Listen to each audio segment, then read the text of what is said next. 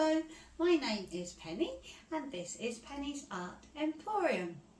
So recently I have been experimenting with some monochrome little paintings. I was asked to do something in black and white, so I thought that might be really fun. And so today I thought I'd quite like to do a Dutch pour on one of my little canvases, because I always enjoy those and they come with their little easels and I just thought it would be fun. So I've picked out some really what I think of as monochrome colours. So I've got a couple of different whites.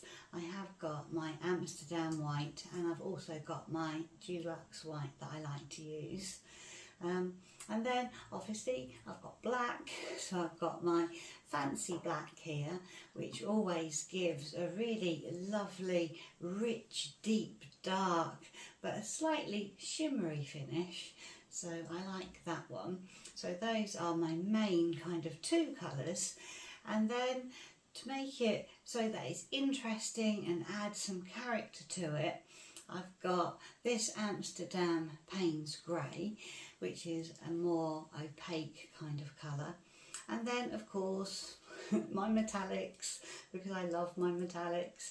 So I've got this really lovely pewter by Deco Art, which is a real sort of bluey metallic grey.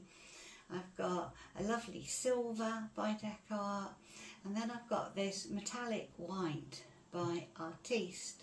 So just a limited palette today. I say limited, it's meant to be monochrome, probably meant to be two colours, but I just thought it will be fun. So I will put that on hyperlapse for you and we'll see what I end up with.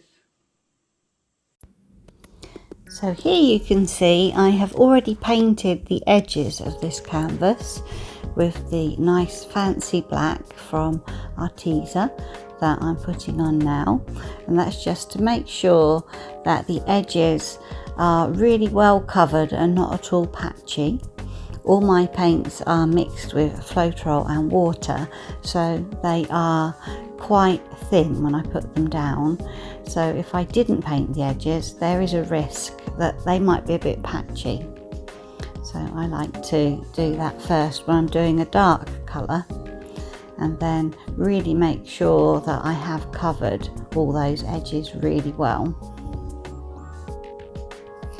You can see that I have put the fancy black all around the edges and left that little bit in the middle, a little bit like a letterbox, because I'm going to do a Dutch pour and I want the colours to be really bright.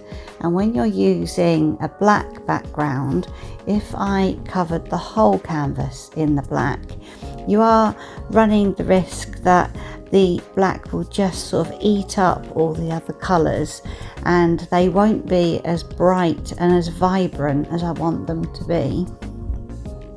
So here I'm just going all the way around the edge to make sure that I've caught all the drips, and I do pay particular attention to those corners because that is where the canvas is folded, and sometimes if you weren't careful you could miss little spots inside the fold, so I like to make sure that that is really done. And now I'm going to put my colours on, which is really exciting. I've got two different whites.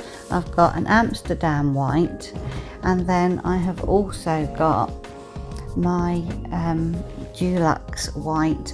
They're two different consistencies and they do have a different kind of finish to them. And then I've got pewter here by Deco Art, which is a lovely metallic. That is a silver, a nice metallic again. And that one is metallic white. So lots of lovely metallics in there. And then any little drips around the edge, it's very easy to just cover those over with a bit more black, because I'm also going to use my hairdryer, so it doesn't matter too much if it isn't perfect at this stage. And then I'm adding just a little bit of the fancy black from around the edge, just so that when I blow that with my hairdryer, it will have a variation of colour. And that is a little bit of Payne's Grey, which is a more opaque colour. And a bit more of metallic white in there. So I've got quite a lot of paint down, and now I'm just putting down some of the fancy black around the edges just to help the paint move. By putting this around, it just means that I'll be able to move the paint around a lot more easily. It won't get stuck with the hairdryer when I use that.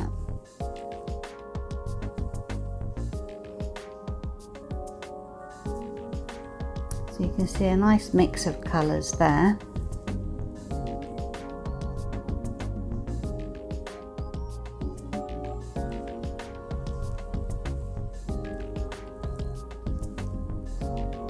And now I've picked up my hairdryer, which isn't as powerful. It's a different one to the one that I used earlier.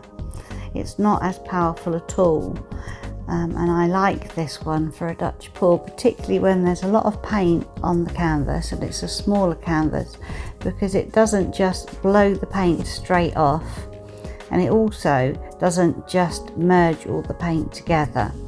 It is quite gentle.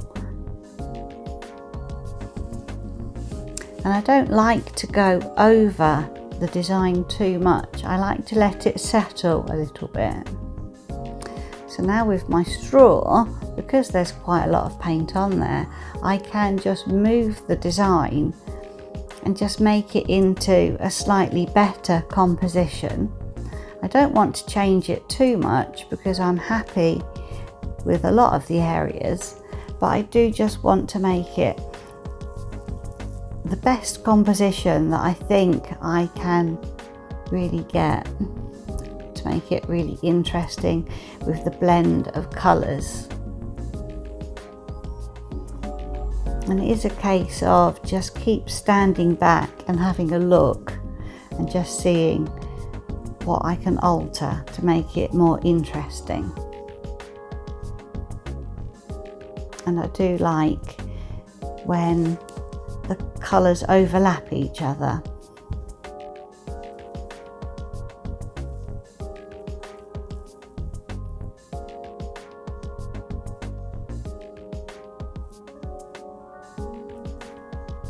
At this point, I just think I'll be able to move the paint a little bit better with my hairdryer.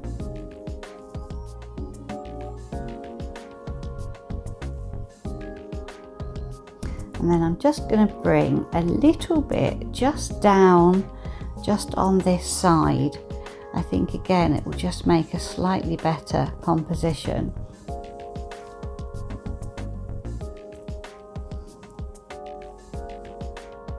So I'm just trying to move the colours with my straw.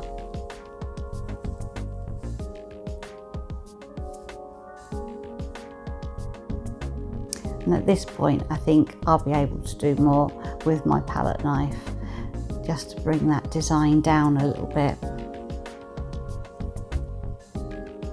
A bit more concentrate of colour in there. It's literally just kind of smoothing it down. It's just a little bit, but it does make a difference. So I will let you see that with the wet results. So here is this little painting. It's looking very interesting, and I think that when it's dry it will be very effective with the metallic and the more matte and opaque paints. You can just see actually, because it's the fancy black by a teaser, so you can see there's little kind of gold flecks of almost glitter in there. It will be very dark, but it will also be quite shiny, I think. And then there's where the colours have kind of mixed together. There's a bit of pewter and grey. Definitely nice matte opaque white, but then the metallic white over the top. So that'll be interesting as that dries, because it should have a nice shimmer to it and it should look really interesting. So I'll let you see that in a few days when it is dry. So bye for now. So here is this little painting, and it's dried really nicely. It's a nice dramatic little painting, and I love all those little dots around the edges. I think that's really nice. I really like that, and I like the way all the colours have merged together, and the fancy black always dries really nicely. It has a nice smooth shimmer to it. I'm going to just turn this slightly, just so you can see what that looks like in the light. And I will also turn the light off so you can see the reflection from the metallic and the iridescent paints. So here is this painting with the light off, and I just really wanted to show you how dramatic it looks. You can see that little wispy edge there. That was what I did with my straw towards the end, which just makes a really interesting sort of ethereal kind of look to it. And then this was the little section that I did with my palette knife and the straw, just to balance with this side. Now I'm going to turn this towards the light, and I'm really hoping that you'll be able to see kind of how dramatic it looks in the light. I think it's difficult for you to actually see. It doesn't seem to be as dramatic on the camera as it is in real life, but the centre section with some silver and the metallic white, it just looks really bright, and that was also because of not having the black of the base colour in the centre as well. And there's a nice contrast between the very matte white in there and the more metallic colours.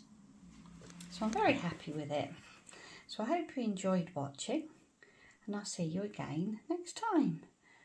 Bye bye.